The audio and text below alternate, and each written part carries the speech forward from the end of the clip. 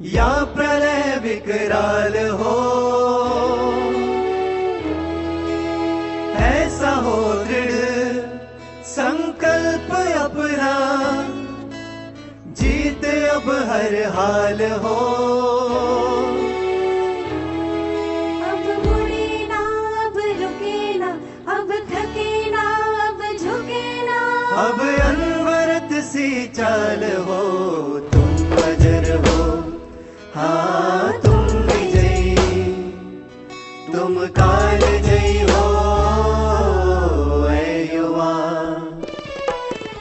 तुम अजर हो, तुम विजयी, तुम काल जयी हो ऐ युवा। तुम अजर हो, तुम विजयी, तुम काल जयी हो ऐ युवा।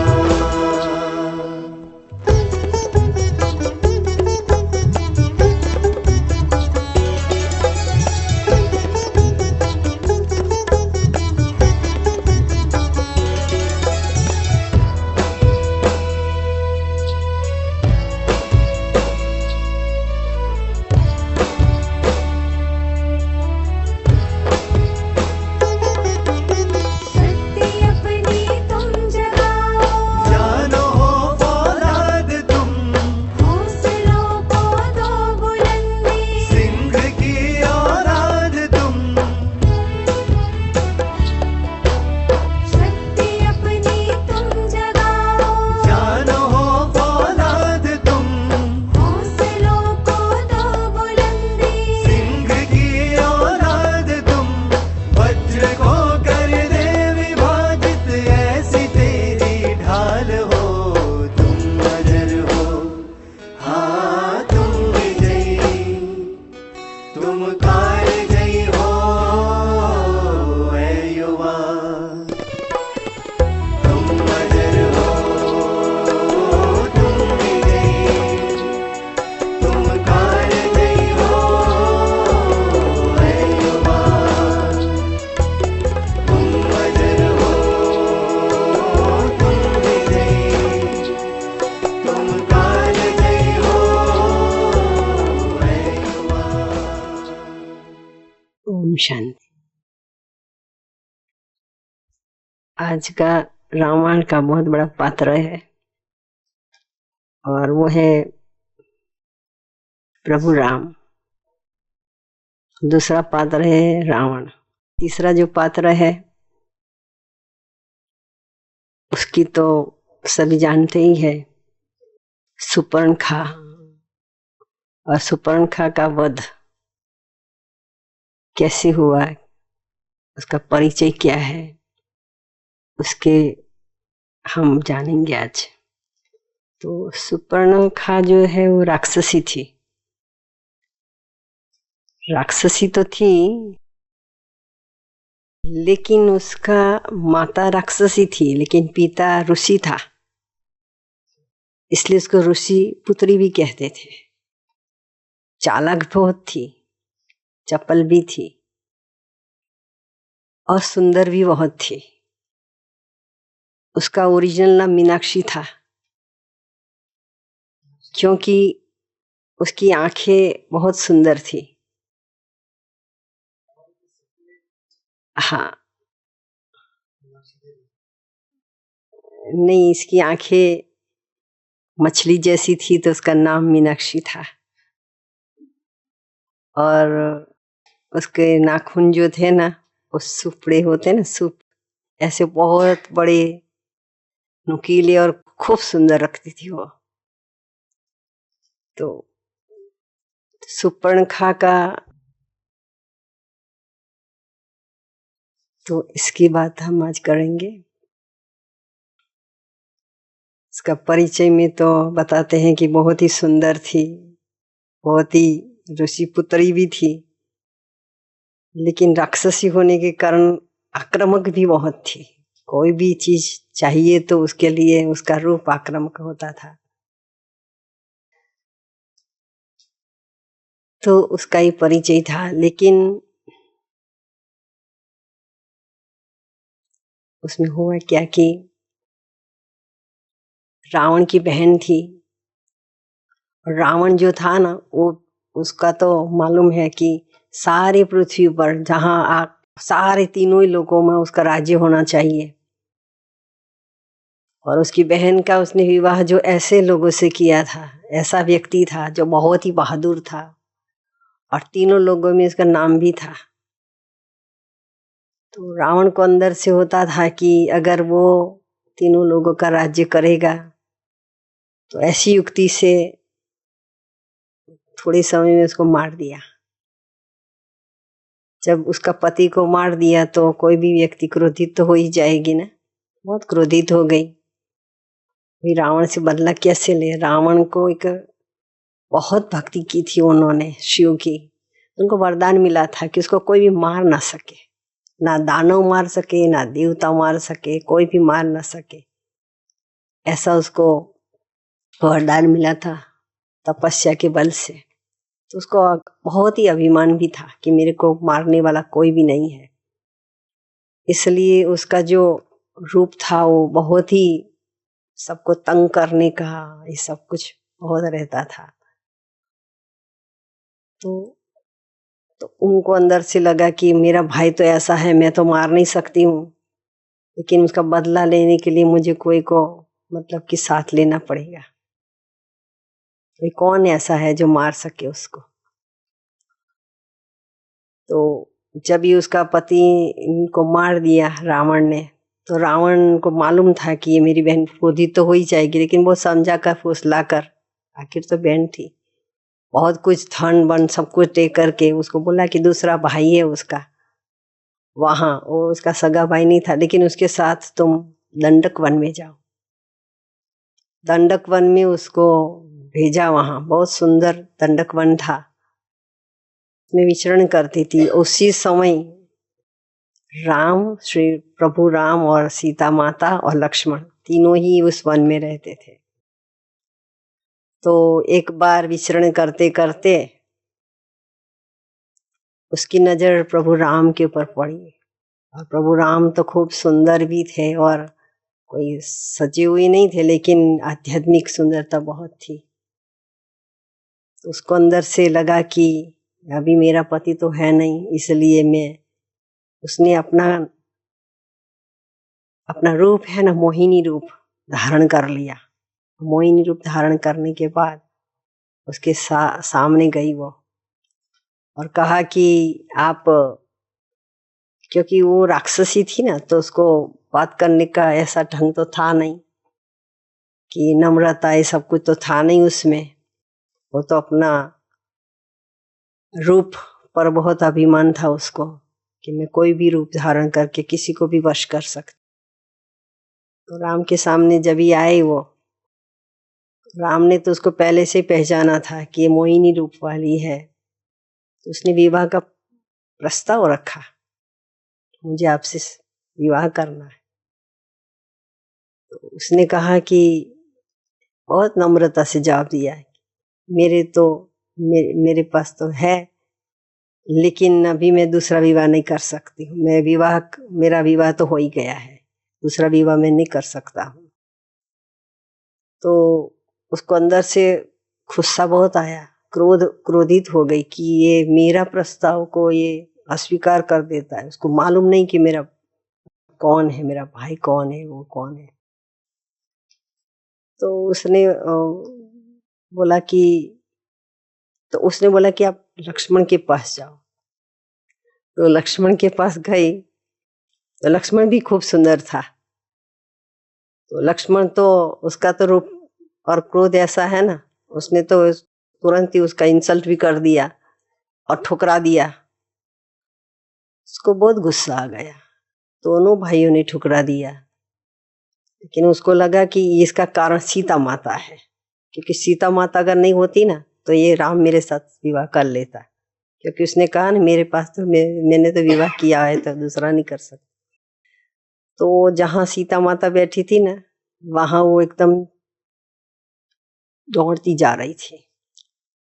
तो लक्ष्मण ने देखा कि ये तो वहां झपटेगी और तो जल्दी वो जा करके तलवार से उसका नाक काट दिया।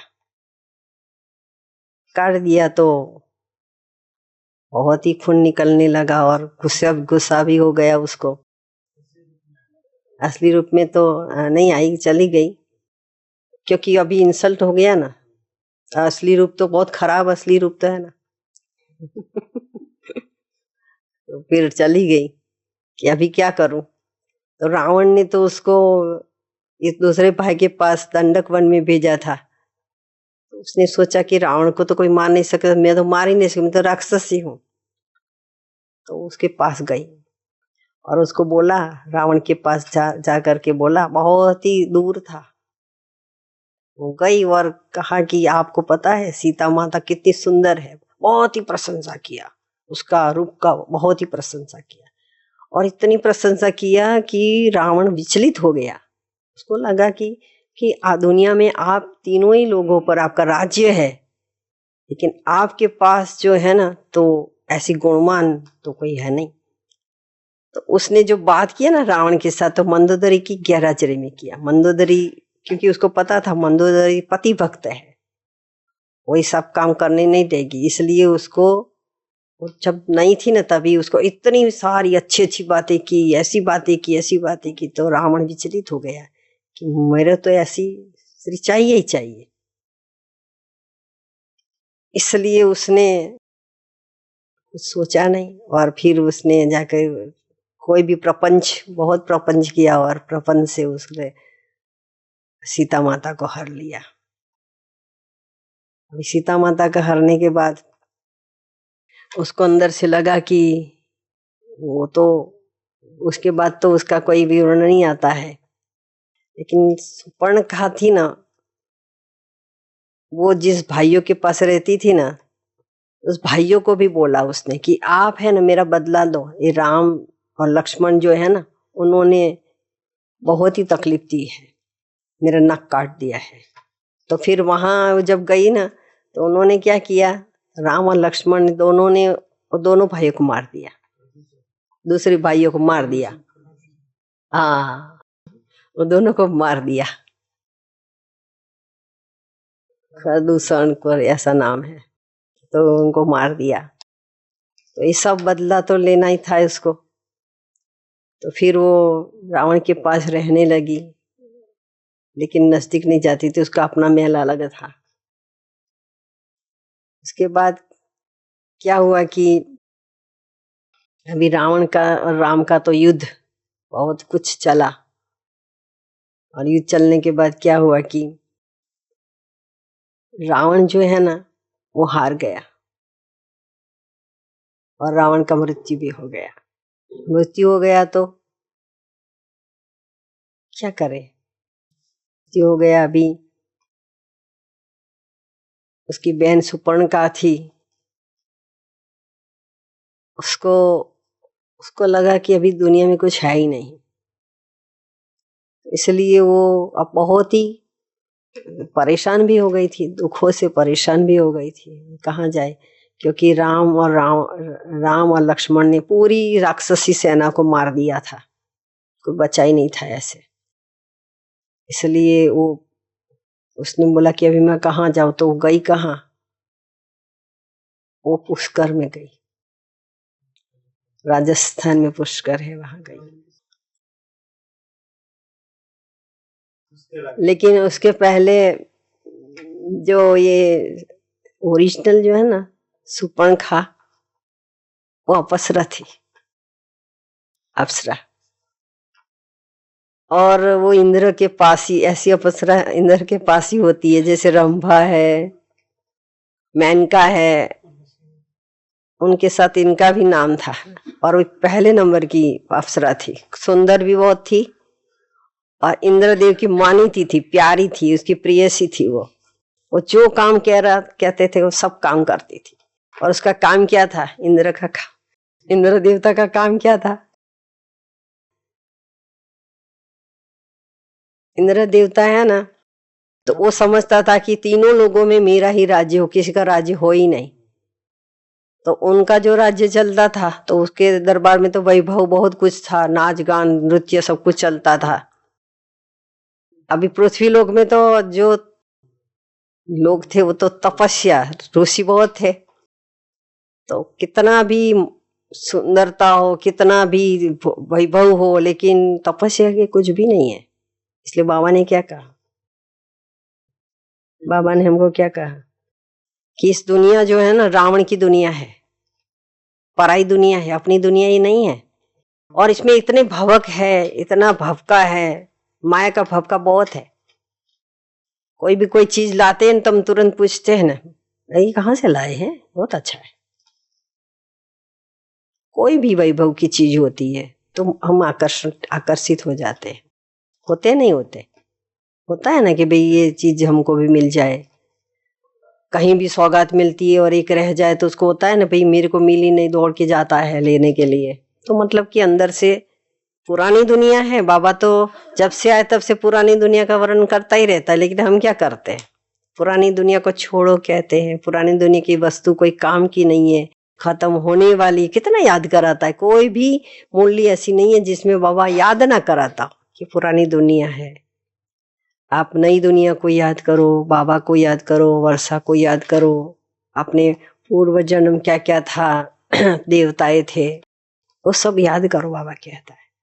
लेकिन फिर भी हम क्या करते हैं, ये जो दुनिया है ना, धीरे धीरे दुनिया कैसी होती गई है, बहुत ही माया का भवका बहुत है। क्योंकि माया का राज्य भी कितने समय, बाबा का राज्य इतना ही उसकी ताकत है, लेकिन माया जो है ना वो स्वर्ग में नहीं आ सकती है। उन्होंने जो स्थापन किया उसमें नहीं आ सकती, लेकिन बाबा तो आ सकता है ना, और सबको अपना बना सकता है। लेकिन माया कहती है ग्राहक मेरे हैं, छूट ना जाने चाहिए। तो क्या करती है, इतना भवका करती है। एक दो दिन की मुरली में भी तो आया था ना कि ये झूठे झूठे जेवर होते हैं ना, वो चमकता है। आपको लगेगा कि ये सोने का है, लेकिन आपको अंदर से ऐसा लगेगा। हीरे मोती माणिक है ना, वो ऐसा लगेगा कि देखो बहुत सच्चा है, लेकिन झूठे इतने चमकते होते हैं। इस रीति से दुनिया में भी झूठे लोग चमकते हैं, और जो रियल होते हैं ना तो रियल ही रहते हैं, है ना। एक बार क्या हुआ, एक सेठ था, सेठ, हाँ, तो डायमंड का व्यापार करता था। तो वो राजा के पास आया कि मेरे पास डायमंड है, तो बहुत ही महंगा है, बहुत ही अच्छा है, और ऐसा तो कोई डायमंड है ही नहीं दुनिया में, किसी के पास नहीं, ऐसा मैं डायमंड लेके आया हूँ। तो उसने अपना दरबार में कहा कि हीरा पारखू होते हैं ना, उसको बताया। तो बोला कि वो तो इतना बड़ा सेठ है, तो ऐसा तो नहीं लाए होंगे, तो इसकी परख कौन करेगा। तो सारे दरबारियों को बोला, तो परख करने के लिए कोई हाथ में लेकर के कर रहे हैं, कोई कैसे करके है, लेकिन कर नहीं सके। उसमें बहुत ही गरीब आदमी बैठा था, बहुत दूर बैठा था। उसने बोला मैं करता हूँ। लोग उसको देख करके हंसी करने लगे कि ये क्या करेगा, उसने तो कभी हीरे देखा नहीं है। वो आया, उसने हीरे को धूप में रख दिया।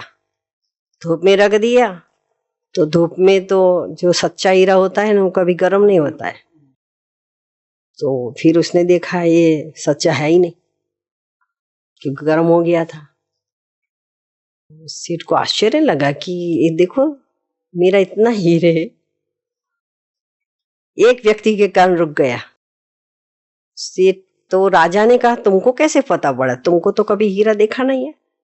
बोला देखा तो नहीं है, लेकिन समझ तो है ना, गरीब है तो क्या हो गया, बुद्धि तो है ना, बुद्धि से तो काम लेते हैं ना। तो उसी रीति से उसने राजा को बचा लिया। तो बाबा कहते हैं यहाँ भी दो मतें होती है ना। बाबा कहते एक श्रीमत होती है, एक परमत होती है, एक अपनी मत होती है। तो क्या होता है, भगवान तो श्रीमत रोज देता रहता है, लेकिन हम क्या करते हैं, फिर भी उसमें मिलावट कर देते हैं। और जितनी जितनी मिलावट करेंगे उतना उतना हमारा जो पौधे है ना, वो सबसे लास्ट में जाता रहेगा। इसलिए बाबा कहते कि जो रोज रोज श्रीमत देते हैं, ऐसे तो श्रीमत बहुत होती है नहीं, आप देखो, लेकिन मुरली जो रोज हम पढ़ते हैं ना उसमें जो श्रीमत आती है वो तो इतनी सारी श्रीमत नहीं होती है। कभी कभी है ना स्कूल में जाते हैं तो होमवर्क करते हैं तो स्कूल में टीचर होता है ना, खुश हो जाता है, खुश हो जाता है ना, कि बहुत खुश हो जाता है। ऐसे भगवान भी अगर आप एक भी श्रीमत है उसको फॉलो करोगे ना तो वो भी बहुत खुश हो जाता है। उसको बोला मेरा बच्चा शाबाश है, देखो उसने होमवर्क किया है, भले ना जैसा वैसा भी किया लेकिन ने किया ना तो बाबा खुश हो जाता है। तो उसको खुश करने के लिए बहुत कुछ करने की जरूरत नहीं है, बस होमवर्क बाबा जो कह रहा है उसकी श्रीमत पर एक्यूरेट चलेंगे, भले छोटी मोटी श्रीमत है, बस बाबा ने कहा प्यार से रहो, बस एक छोटी सी श्रीमत सारे दिन में आप इतना करोगे तो भी आपको दिन ऐसा अच्छा हो जाएगा। तो बाबा कहते हैं कि ये दुनिया ही ऐसी है, मायावी दुनिया है, तो मायावी दुनिया में तो माया ही माया होंगी, लेकिन हमको जज करना है कि हमको किस रास्ते पर चलना है। जिस रास्ता हमको मिला है उस रास्ते पर से हटना नहीं है, बाबा का हाथ छोड़ना नहीं है, क्योंकि कितनी भी माया आएगी छुड़ाने के लिए। बाबा देखो श्री प्रभु राम था, उन्होंने तो उसको पहचान लिया कि ये तो मायावी है। तो वो जो है ना एक ऋषि मुनि था, साधु, इतनी तपस्या कर रहा था, इतनी तपस्या कर रहा था, वज्रा ऋषि था वो, और बहुत अघोर कठिन घन तपस्या कर रहा था। तो इंद्र देव ने देखा कि बहुत तपस्या कर रहा था, अभी इसका सिंहासन डोलने लगा कि अभी ये जो है तपस्या के बल से पूरा तीनों लोगों पे पर राज्य कर लेगा, एक तपस्या के बल से। तो उन्होंने क्या किया, उनके पास 3 अप्सराएं थी, उसमें से ये एक जो अप्सरा थी जो सुपर्णखा थी ना, सुपर्णखा, वो उसका नाम नयनतारा था। उस समय वो अप्सरा थी, बहुत सुंदर थी, बहुत चालाक भी थी, होशियार भी थी। उसको आदेश दिया तुम जो नृत्य ऐसा करो, और ऐसा ड्रेस बहुत कुछ पसंद करवाया उसको, और तुम नृत्य करो उसके सामने। तो वो जब गई नीचे और बहुत ही नृत्य करने लगी, वो तो अपनी तपस्या में लीन था, लेकिन थकी नहीं वो, क्योंकि उसको आदेश था कि तो जब तक वो उसकी तपस्या भंग ना हो जाए तब तक तेरे को नृत्य करना ही है। तो 1 घंटा 2 घंटा कितने घंटे तक उसने किया और उसकी तपस्या भंग हो गई। जब उसने आंख खोली उसको अंदर से इतना गुस्सा आया, उसने बोला कि उसको श्राप दिया, तुम अभी है ना ऐसी राक्षसी बन जाएगी। तो उसको अंदर से लगा कि अभी मैं, वो तो बोला मुझे तो उसने आदेश दिया, वो मालिक था, उसने मुझे कहा कि आप जाओ, तो मैं क्या कर सकती हूँ। तो बोला कि तुम कुछ कर नहीं सकती हो तो कोई बात नहीं, लेकिन अभी ये श्राप जो है ना वो वापिस नहीं लूंगा, तुमको ये श्राप तो मिलेगा ही मिलेगा। लेकिन बहुत रोने लगी कि इसमें मेरा क्या दोष है, मुझे तो भेजा ऐसा ऐसा। तो फिर उसको युक्ति भी बताई, लेकिन युक्ति बताने से पहले तो फिर वो जो है अप्सरा थी वो गई इंद्र के पास और उसने सारा बातें बताई कि मुझे ऐसा ऐसा हुआ है, अभी मुझे श्राप मिला है। तो इंद्र तो क्या कर सकता, ऋषि मुनि की तपस्या तो बहुत भारी है, उसकी तपस्या के आगे किसी का भी कुछ चलता नहीं है। इसलिए बाबा कहते हैं तपस्या पर जोर करता है ना, तपस्या करो तपस्या करो तपस्या करो। तपस्या से क्या होगा, सामने कोई भी टिक नहीं पाएगा, और तपस्या नहीं होगी तो हमको खींच के ले जाएगा। इसलिए तपस्या का बहुत जरूरी है ना, जितना समय मिलता है। वो तपस्या तो बहुत ही कठिन तपस्या है, लेकिन अपनी तपस्या कठिन है क्या, चलते फिरते देखते काम करते बाबा को याद करते रहो। तो घर गृहस्थ छोड़ने की भी बात नहीं करता है कि ये सब छोड़ दो, ये भी नहीं कहता है ना। खाना खाओ सब कुछ करो, लेकिन मुझे याद करो, है ना। जितना जितना याद करोगे उतना उतना आप, बाबा कहता है कि बाबा के गले की माला में नस्तिक आते जाएंगे। तो नस्तिक आने का काम क्या है, पैसा है, धन है नहीं है, रूप है, वस्तु है, वैभव है नहीं है। बस एक ही रास्ता है कि बुद्धि से उनको याद करना।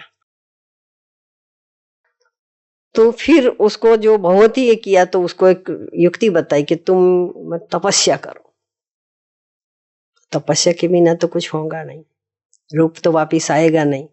तो राक्षसी बन गई। राक्षसी बन गई तो क्या करे, तो फिर वो गई, रावण सब तो मर गया था, फिर पुष्कर में गई तपस्या करने की। पुष्कर में तालाब है, उसमें ठंडे पानी जो होता है उसमें उसने तपस्या की, एक खड़ी रह करके ऐसी तपस्या की तो कौन प्रसन्न हो गया, कौन प्रसन्न हुआ होगा, है शिव प्रसन्न होता है।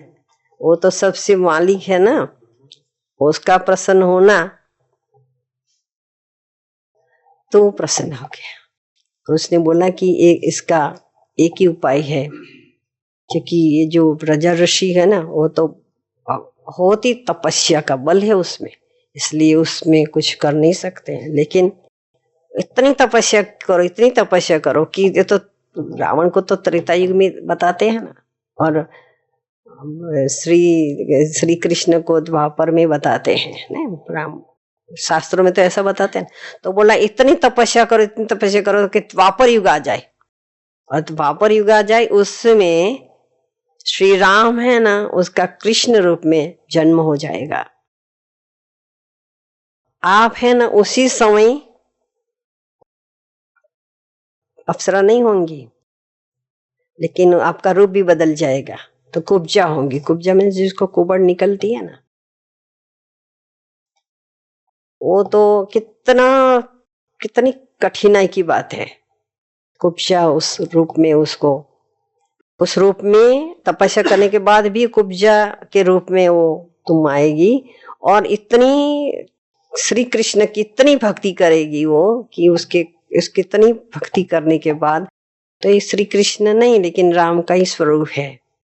और उसी समय तुम्हारी जब मिलन होगा तभी तुम्हारी ये कुबड़ भी ठीक कर देगा, और वापिस तुम फिर से वहां इंद्रलोक में अप्सरा बन के चली आएगी। तो अप्सरा बनने का काम क्या है, अप्सरा बनना है, सुंदर बनना है, परी बनना है। बाबा कहते हैं ज्ञान परी बनना है, ज्ञान सागर में गोता खाना है। ज्ञान सागर में जितना बाबा ने कितनी सहज युक्तियां बताई है, कितने समय से पढ़ाता है, कितना समय हो गया है। लेकिन बाबा कहते हैं कि लास्ट सो फास्ट और फास्ट सो फर्स्ट। क्यों कहता है, क्योंकि बाबा की जो मूल्य ने रिवाइज होती है, इतनी बार रिवाइज हो गई फिर भी कभी याद नहीं रहती है कि ये 5 साल के बाद यही मूल्य थी। नहीं लगती है कि नहीं क्यों लगती है, बाबा के ज्ञान की मूल्य नहीं क्यों लगती है। हमको पता है जितनी बार हम पढ़ते हैं उतनी बार हमारा तीसरा जो अंदर है ना खोपड़ी उसमें खुलता जाता है, इसका रहस्य खुलता ही जाता है। आपने देखा होगा कि एक मूल्य आप पहली बार पढ़ो, जब भी शुरुआत में आए होंगे पढ़ी होंगी, और अभी 5 साल 10 साल 15 साल के बाद आप यही मूल्य पढ़ो, तो मूल्य में तो वही मूल्य है, लेकिन आपकी जो बाबा कहते हैं ना कि अंदर की जो शक्ति है ना, समझने की शक्ति है, ग्रहण करने की शक्ति है, धारण करने की शक्ति, तपस्या की शक्ति, उसे क्या धीरे धीरे खुलता जाता है। और जितना हमारा दिमाग खुलता जाता है उतना धारणा करते रहते हैं, ताकत आती रहती है और तपस्या करते रहते हैं। तो बाबा कहते हैं कि तो ये तो कहानियां हैं। कहानियां किसके ऊपर है, कोई ऐसा रावण हुआ नहीं जिसको 10 शीश था, ऐसा कोई राक्षसी दुनिया थी नहीं कि कोई राक्षसी दुनिया को 2 सिंह थे ऊपर, इतने बड़े बड़े दांत थे, ऐसा नहीं है। पांडव बताते ना, पांडव कहते हैं इतना भूत बनाते हैं, इतने बड़े बड़े उसका बताते, ऐसा है नहीं। मनुष्य तो कितने बहुत अच्छे पुटका होता है, और तो मनुष्य जैसा ही होता है, लेकिन अंदर की जो वृत्तियां होती है वो कैसी होती है, राक्षसी वृत्तियां होती है। अगर गुस्सा बहुत आता है किसी को तो आप देखो उसको इसके सामने आईना रखो तो गुस्सा में आईना भी तोड़ देगा, क्योंकि अपना रूप कितना खराब दिखाई देता है। मनुष्य जब फोटो खींचता है ना तो क्या कहते हैं, स्माइल करते हैं ना, ऐसा कहते हैं क्रोध करो स्माइल। तो बाबा कहते हैं कि जो भी बातें हैं ना, जो ये शास्त्र है ना, उस शास्त्र की बातें तो यहाँ बाबा कहते हैं कि जितनी जितनी बातें बताते हैं, जितनी जितनी बाबा बातें बताते हैं हमको, वो सारी बातें यहाँ की बातें हैं। कोई ऊपर की बातें नहीं, कोई राक्षसी की बातें नहीं है, कोई कहाँ की बातें नहीं है। सारे जितने भी रामायण महाभारत जो भी है, बाबा कहते द्रौपदी को बाबा कितना याद करते हैं। कहते उसका पांव दबाया, उसका पांव दबाने गए थे क्या? नहीं, लेकिन बाबा इतनी ताकत भरते, इतनी ताकत भरते, हमारी थकान ही दूर हो जाती। तो एक माता का प्रसंग याद आता है। एक माता थी ना, तो सबसे पहली रो में ही बैठती थी, और इतना 40 साल हो गया, कभी थकती नहीं थी। उसका परिवार में जो बच्चे थे ना, वो भी उससे मतलब कि सर्विस मिलती है तो दूर दूर चले गए थे। 4 बच्चे थे। कभी कभी त्योहार होता था तो इकट्ठे हो जाते थे, तो कभी कभी आते थे, कभी कभी नहीं भी आते थे, कभी कभी वो भी उनके पास चली जाती थी। तो 4 बच्चे बहुत अच्छे थे, लेकिन वो है ना अकेली रहती थी और बाबा बाबा करती रहती, जो भी भोजन बनाती थी बाबा बाबा करती रहती थी। और सबसे पहले जब ये क्लास भी शुरू नहीं होता था ना, उसके पहले आके धरी बिछाती थी, धरी बिछाने का काम करती थी। पहले तो सेंटरों में पानी भरना पड़ता था, तो एक मटका भर के रखती थी और अगरबत्ती जला के रखती थी, बहुत कुछ काम करती थी। सबसे पहले एक बार क्या हुआ कि 3-4 दिन से वो आई नहीं, तो जो बड़ी दीदी थी उसको लगा कि ये 3-4 दिन हो गए, कभी ऐसा हुआ नहीं है, कभी भी ऐसा नहीं हुआ है। तो उसके घर पे किसी को भेजा, 2 लोगों को, कि भाई क्या हुआ उनको, दिखाई नहीं देती है, क्या हो गया उसको। कभी जाती है, बाहर जाती तो भी बोल के जाती है, कह के जाती है, लेकिन 4 दिन हो गया। तो 4 दिन हो गया, तो बहनें जब गई ना, तो हाथ में वो जो घंटी होती है ना, बजाते बजाते सारे घर में कि बाबा की जो फोटो रखी थी ना वहां बजाती थी, अगरबत्ती लगाती थी, बाबा का गीत चालू कर दिया था और खुश खुश थी। बहनों ने पूछा कि माता जी आज 4 दिन हो गया, आप आई नहीं। बोला कि क्या करूं, मेरा बेटा आया था। तो बोला कि बेटा आया था, 4 बेटा है, उसमें कौन सा बेटा है। तो बोला रोज तो मैं बेटे के पास जाती हूँ, आज वो बेटा मेरे पास आया था, 2 दिन से मेरे पास था। तो भनक तो लगती नहीं, नहीं तो बच्चे होते हैं तो बर्तन बर्तन लगते हैं ऐसे, तो लिखता तो है नहीं। बस सुबह सुबह में ही बोला कि वो गया। तो बोला सुबह में गया तो ये बर्तन ऐसा कुछ भी नहीं, अच्छा है सफाई। तो बोला क्या हुआ, 3 दिन पहले मुझे इतना बुखार आया, इतना बुखार आया, इतना सख्त बुखार आया, और आसपास है ना ब्लॉक सिस्टम होती है ना, तो कोई देखने आता नहीं है, इतना बुखार आया। और बुखार में मैं बच्चों को याद किया कि अगर ये बच्चा होता तो आता, ये बच्चा होता तो आता। लेकिन मेरी इतनी भी हिम्मत नहीं थी कि मैं कुछ फोन करके बताऊं, इतना मेरे में ताकत नहीं थी, उठने की ताकत नहीं थी। और आसपास वाले भी, क्योंकि मैंने बंद कर दिया था जाली सब कुछ, तो वो भी आवाज लगा लगा के जाते होंगे, मुझे याद भी नहीं है। लेकिन इतना बुखार आने के बाद दवाई तो लिया ही नहीं मैंने, ले मैं कैसे जाऊंगी, अकेली थी। तो दूसरे दिन क्या हुआ, मैंने बहुत गालियां बोली। किसको? बाबा को। अरे रे, 4 बच्चे में से कोई होता ना तो मेरी सेवा करता, लेकिन मैं तुमको पहला नंबर का बच्चा बनाया, पहला नंबर का बच्चा बनाया, लेकिन तुमने कुछ काम नहीं किया।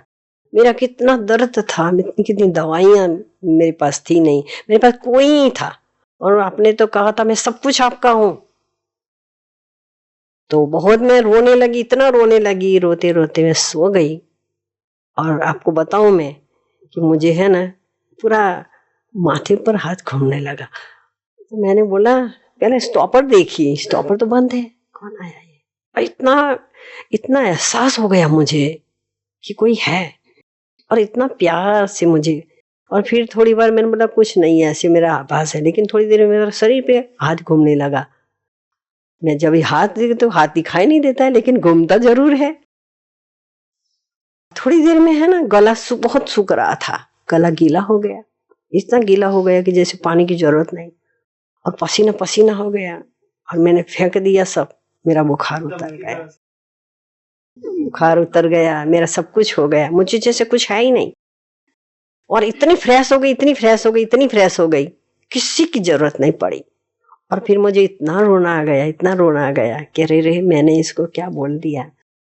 इतना रोना आया कि मैंने शिव बाबा को कितना बोल दिया, जबकि मैं हमेशा मदद करता है, जहां भी जाऊं वहां साथ में चलता है, जो भी करता है साथ में आता है, कभी मुझे अकेलापन करने नहीं दिया है, 4 बच्चों की याद मुझे आने नहीं दिया है। लेकिन आज कैसा हुआ जो मुझे इनकी याद आई और इसको मैं भूल गई, और मैंने गालियां बोली। लेकिन ऐसा उसको लगा कि जैसे बाबा हंस रहा है बच्ची तो उतना इसको अंदर से हो गया और सब कुछ अच्छा हो गया। तो उसने जब बात बताई है बहनों को लगा कि देखो, तो दवाई नहीं, दवाई क्या, मेरी दवाई तो हो गई। तो बोला कि गालियां बोले तो बोलू ना, मैं तो अधिकार से क्यों नहीं बोलूं, मेरा बेटा है। और वो, लेकिन मेरे को अंदर से ऐसा हुआ कि मैंने क्या कर दिया। तो फिर वो बोले कि आप क्लास में आओगे, क्लास में शाम को क्लास में आऊंगा। तो क्लास में सब शाम को आई ना, तभी बहुत सारा क्लास था, उस समय संडे था। तो दीदी ने बोला कि आप ये अनुभव सुनाओ, क्योंकि माताओं का क्लास होता है ना, माताओं तो बाबा को बहुत प्यार से गोदी में बिठाती है, खिलाती पिलाती, बहुत कुछ वो करती है ना। भाइयों को ये सब नहीं आता है माताओं को तो बहुत आता है, क्योंकि बच्चे होते हैं ना, उनको खिलाया पिलाया है। तो बाबा को भी बच्चा बना के बहुत खिलाती पिलाती रहते हैं। क्या खिलाते पिलाते रहते कि नहीं रहते? क्योंकि हम भोग लगाने के लिए किसी को बुलाते हैं तो हम उसको पूछते हैं कि आज बाबा साथ में बैठते हैं, मैं बोले बाबा को खिलाना है, तो मैं उसको पूछती कैसे खिलाया, बोला गोदी में बैठ के खिलाया। गोदी में बैठ के खिलाया, बाबा को आह्वान किया, तो ब्रह्मा बाबा का आह्वान किया, गोदी में बैठ जाओ, तो छोटा बच्चा बन के बैठ गया, उसको हमने खिलाया। देखो, कहने का मतलब है कि बाबा को एक सिर्फ बच्चा बना, उसमें इतना सुख मिला, तो सारे संबंध उसके साथ होगा तो कितना सुख मिलेगा।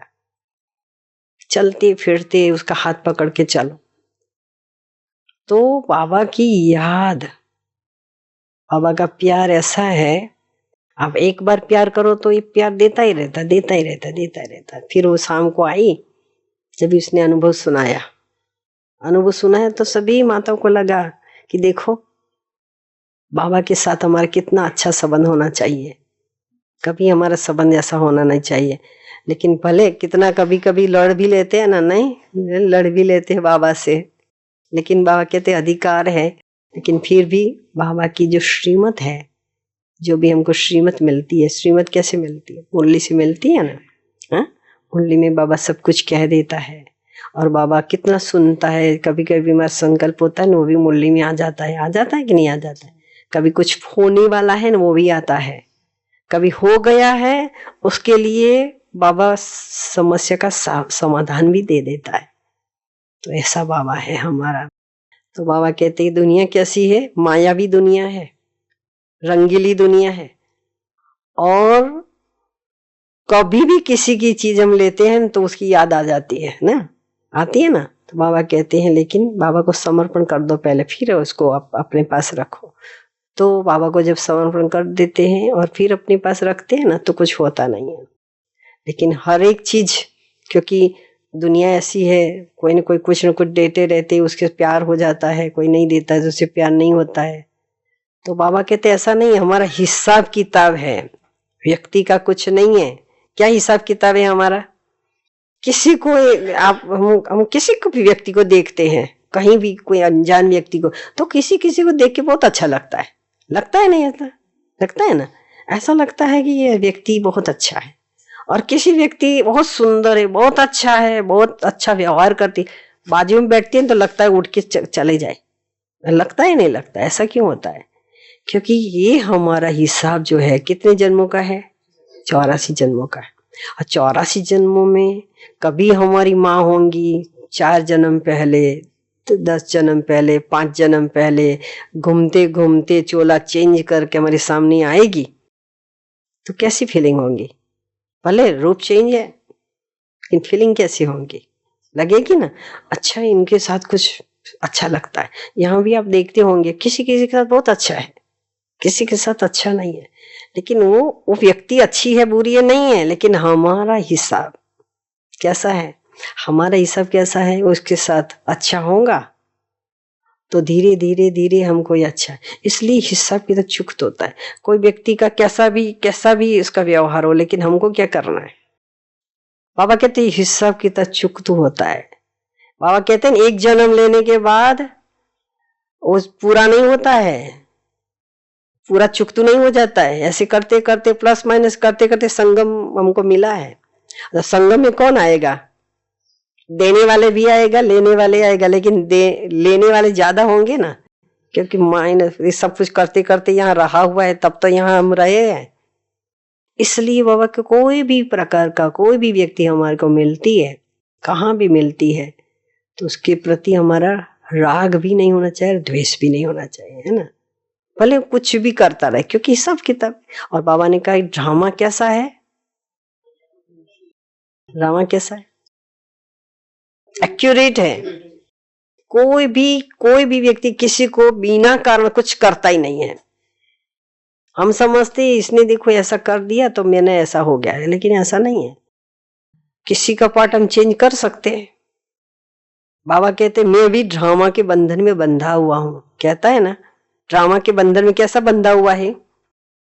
मैं भी आप पुकारते हो तो नहीं आता हूं, लेकिन मेरा ड्रामा में फिक्स पार्ट होता है, तभी मैं आता हूं। लेकिन कभी कभी क्या कहता है, आपने बहुत पुकारा है ना इसलिए मैं आया हूं। तो पुकारते तो है ना बच्चे बाबा को। और देखो बाबा के बच्चे कितने हैं दुनिया में, गिने चुने ही है ना। और ये कितना बाबा ने बोला कितना सौभाग्यशाली हो कि ये ड्रामा कैसा बना हुआ है। धीरे धीरे धीरे लोग आते हैं, है ना। और राजधानी स्थापन होती है तो क्या होता है, फटाफट तो नहीं होती ना। किसी को राजा बनना है, किसी को दास बनना है, किसी को दासी बनना है, जो भी बनना है तो पहले से फिक्स तो नहीं है, लेकिन उसका कर्तव्य जैसे जैसे है। तो बाबा कहते हैं कि हमको किसी के ड्रामा के किसी के पार्ट को देख करके कुछ भी नहीं करना है, साक्षी होकर के देखना है। तो एक बार है ना, तो जो जयंती बहन ने क्लास कराया था, तो उसको बोला कि आप इतनी बड़ी पोस्ट पर हो तो आप क्या याद रखते हो, क्योंकि उस समय है ना बहुत सारे लोग थे स्टेज पर और उनका नंबर तो जल्दी आता नहीं था बहुत सारे लोगों में। तो पूछा कि आप मतलब कि ये सब कुछ देख के क्या आपको सोचते हो। बोला मैं है ना जब से ही मैं ज्ञान में आई तब से, लेकिन जब से दादी ने शरीर छोड़े तब से साक्षी पाठ का इतना मैंने पक्का कर दिया है, कुछ भी होता है मुझे ये संकल्प चलाना ही नहीं है, साक्षी होकर के सबका पाठ देखना है, साक्षी होकर के रहना है। तो देखो साक्षी होकर रहने से क्या होता है, एक दिन आप प्रैक्टिस करो साक्षी होकर के रहने, कुछ किसी को कुछ नहीं बोलने का, कुछ भी नहीं कहने का, बस साक्षी होकर के देखो। तो बाबा कहते साक्षी होकर के देखने की जो प्रैक्टिस हो जाएगी ना, उससे क्या अशरीर बनने की प्रैक्टिस भी हो जाएगी। और अशरीर बनने की प्रैक्टिस तुमको करनी है कि नहीं करनी, वही तो हमारी तपस्या है। और ऋषि मुनि की तपस्या अलग है, एक टांग पे खड़ा रहने का है और पानी में रहना, ये सब है। हमारा क्या है, हमारा तो सबके साथ रहना है। सहज है कि नहीं है, बाबा ने कितना सहज कर दिया। नहीं तो लोग यात्रा करने जाते थे तो क्या करते थे, कष्ट कितना पड़ता था। बाबा कहते मेरे बच्चों के पाँव में इतना भी कष्ट नहीं पड़े, इसलिए बाबा कितना ध्यान देता है। तो ध्यान इतना रखता है तो हमको भी ध्यान रखना पड़ेगा ना, उसकी तपस्या करनी पड़ेगी ना। इसलिए बाबा कहते जितना समय मिलता है, क्योंकि समय बहुत कम है, बाबा ने तो समेटना शुरू कर दिया है। समेटना शुरू कर दिया कि नहीं कर दिया। अभी देखो क्या बोलता है, अभी मेरे पास आओ, मैं अब तक आपके पास आया, गीत है ना। है ना। इसलिए बाबा कहते हैं कि अभी मेरे को आपके पास नहीं आना है, आपको मेरे पास आना है। तो टाइम हमारे पास बहुत कम है, टाइम वेस्ट करना ही नहीं है कहीं भी, कोई गपशप करना ये सब कुछ नहीं करना है।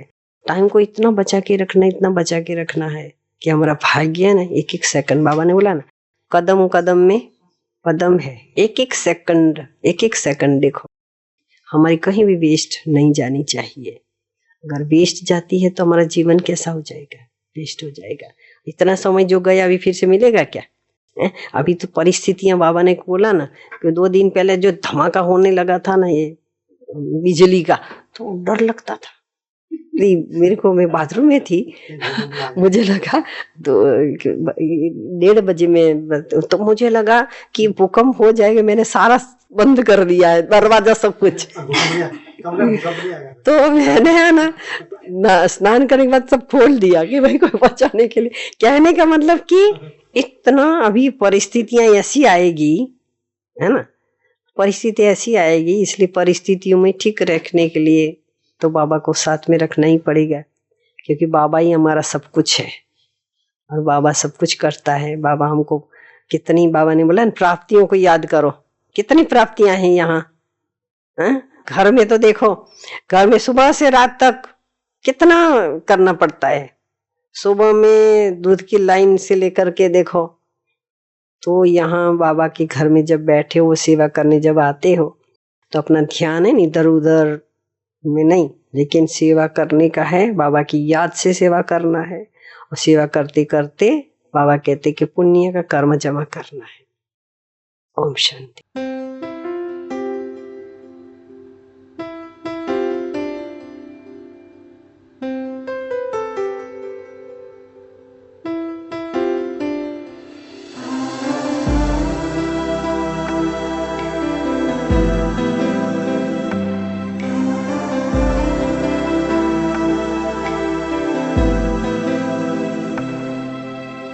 आध्यात्मिक सूर्य घर घर होदय,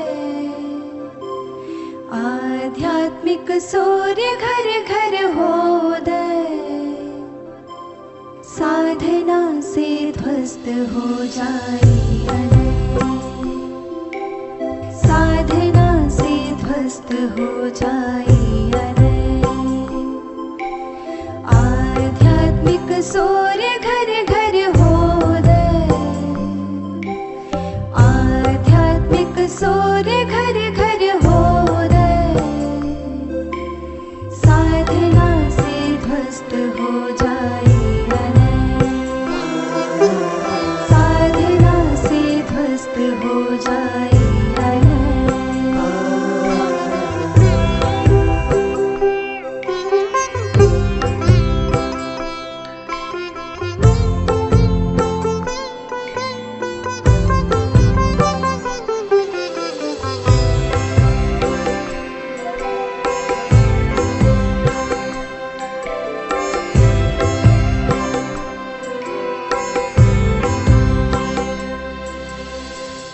असंस्कृत व्यक्ति है बिन साधना के, वशीभूत है वासना दुर्भावना के। असंस्कृत व्यक्ति है बिन साधना के, वशीभूत है वासना दुर्भावना के। साधना के तप से निका कर दीक्षे, साधना से ध्वस्त हो जाए अनय।